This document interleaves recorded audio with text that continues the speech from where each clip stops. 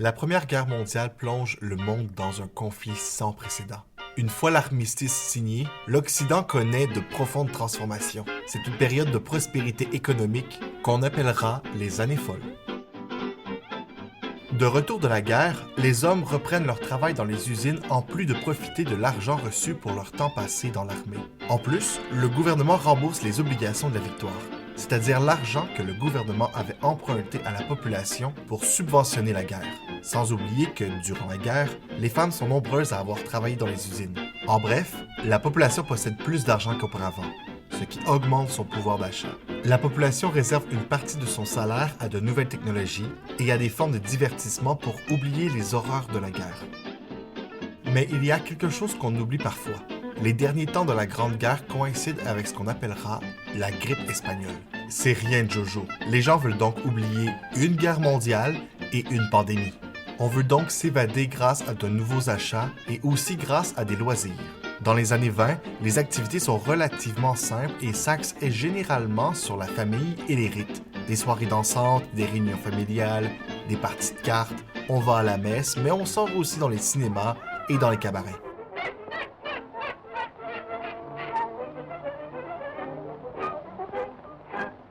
Du côté des campagnes comparativement aux villes, les occasions de sortie sont peu nombreuses.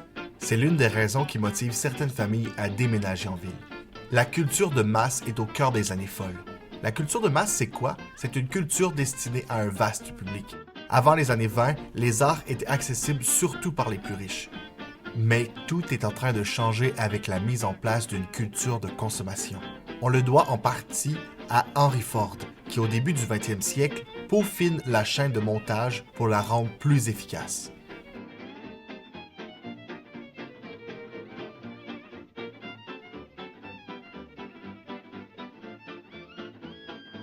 On débute l'achat d'appareils électriques comme la radio, le fer à repasser, l'aspirateur, la machine à laver et la machine à coudre. En résumé, on propose aux femmes au foyer de l'époque un mode de vie où tout semble plus facile et plus agréable si on possède les produits vus dans les publicités.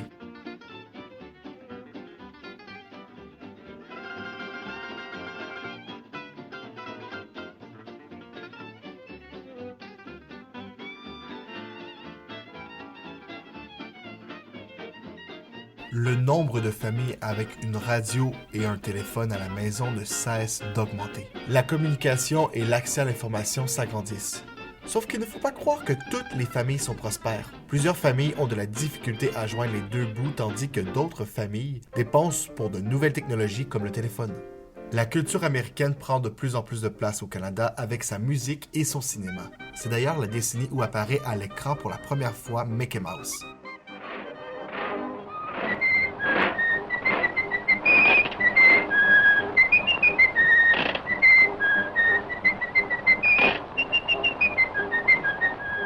On doit l'arrivée de la culture américaine au Canada en partie à cause de la proximité géographique des deux pays. La première radio en sol québécois voit le jour à Montréal en 1919. La même année, le gouvernement fédéral accorde 60 licences pour la création de radios. En 1922, CKAC, la première radio francophone, est créée. On peut y entendre de la musique, des bulletins météo et des émissions d'information. Durant les années folles, on veut chanter, on veut danser. De nombreux cabarets apparaissent dans les villes, plus particulièrement à Montréal. Entre 1920 et 1933, la prohibition a cours aux États-Unis, c'est-à-dire que la vente et la fabrication d'alcool sont illégales. Durant un certain temps, les mesures de prohibition s'étendent également aux provinces canadiennes, à l'exception du Québec. Ces mesures incitent de nombreux hommes riches à se rendre à Montréal pour profiter de la liberté de vente de l'alcool. Les cabarets de jazz se multiplient à Montréal. On y danse, entre autres, le Charleston.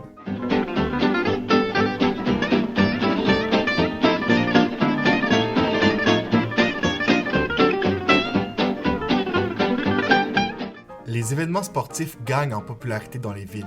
Contrairement à ce que l'on pourrait croire, au début du siècle au Québec, ce n'est pas le hockey qui attire l'attention, mais la crosse. Avec la création de la Ligue nationale de hockey en 1917, ce sport sur glace compte de plus en plus d'adeptes. Le Forum de Montréal ouvre ses portes en 1924 et deviendra l'un des lieux les plus mythiques de l'histoire du hockey. Avant l'invention de la radio, il fallait assister à un match pour suivre les résultats en direct.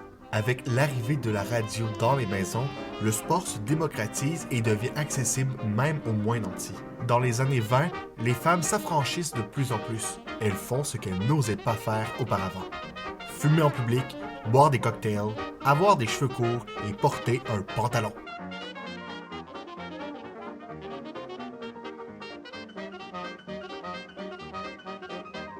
Au Québec, l'économie va bon train. Le gouvernement a de l'argent et met donc en place des mesures pour améliorer les conditions de vie dans les villes. Parmi ces mesures, on compte la chloration et la filtration de l'eau dans le but de baisser la mortalité des enfants en bas âge et la propagation de maladies. La pasteurisation joue aussi un rôle important pour limiter la diffusion des maladies.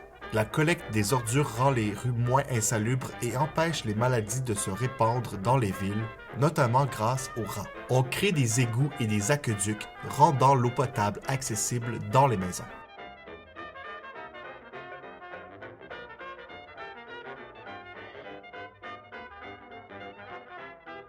L'électricité se généralise dans les villes et dans les maisons. Sans ça, on ne pourrait pas utiliser le téléphone ni écouter la radio.